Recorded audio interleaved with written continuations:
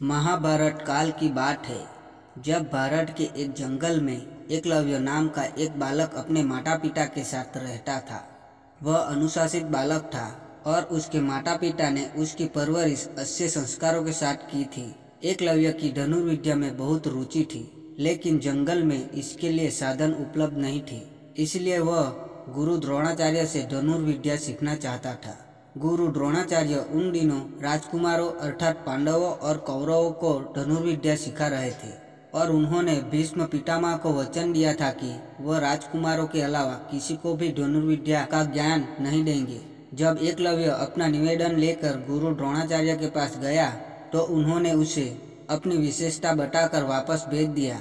इस पर एकलव्य बहुत ही दुखी हुआ, लेकिन उसने प्रण लिया कि वह द्रोणाचार्य को ही अपना गुरु बनाएंगे। शारीरिक रूप से गुरु की अनुपस्थिति के चलते उसने उनकी मिट्टी की मूर्ति बनाई और उसके सामने तीर कमान चलाने का अभ्यास करने लगा। देखते ही देखते वह एक उम्दा धनुर्धारी बन गया। एक दिन की बात है जब गुरु द्रोणाचार्य अपने शिष्यों के साथ धनुर्विद्या का अभ्यास करने जंगल की ओर आए। उनके साथ एक कुत्ता भी था।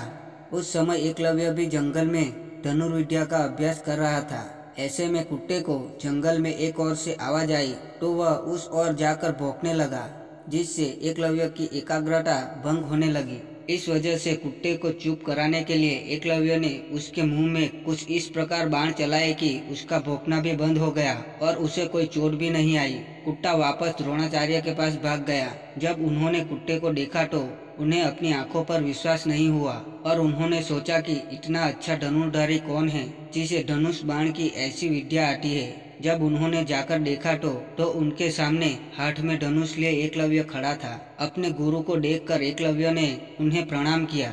द्रोणाचार्य ने उससे पूछा कि उसने यह विद्या किससे सीखी, तो एकलव्य ने बताया कि वह किस प्रकार उनकी मूर्ति के सामने प्रतिदिन अभ्यास करता है। यह सुनकर द्रोणाचार्य आश्चर्यचकित हुए। दरअसल गुरु द्रोणाचार्य ने अर्जुन को वचन दिया था कि उससे बेहतर धनुर्धारी कोई नहीं होगा, लेकिन एकलव्य की विद्या उनके वचन में बाधा बन रही थी। ऐसे में उन्होंने एक युक्ति सूझी। उन्होंने एकलव्य से कहा, वत्स, तुमने मुझसे शिक्षा तो ले ली, लेकिन मुझे गुरु दक्षिणा तो अभी तक नहीं दी है। आदेश कर गुरुवर, आपको गुरु दक्षिणा में क्या चाहिए? एकलव्य ने कहा। एकलव्य की बात का जवाब देते हुए द्रोणाचार्य ने कहा कि गुरु दक्षिणा में मुझे तुम्हारे दाहिने हाथ का अंगूठा चाहिए। यह सुनकर एकलव्य ने तुरंत अपनी कृपाल निकाली और अपना अंगूठा काटकर गुरु द्रोणाचार्य के चरणों में रख दिया। इस घटना की वजह से एकलव्य का नाम एक आदर्श शिष्य के रूप में आज भी याद किया जाता है। दोस्तों, वीर एकलव्य की कहानी से हमें यह शिक्षा मिलती है कि अगर हम अपने लक्ष्य के प्रति पूरी तरह से समर्पित है तो उसे हासिल करने के बीच में आने वाली कोई भी बाधा अहमियत नहीं रखती।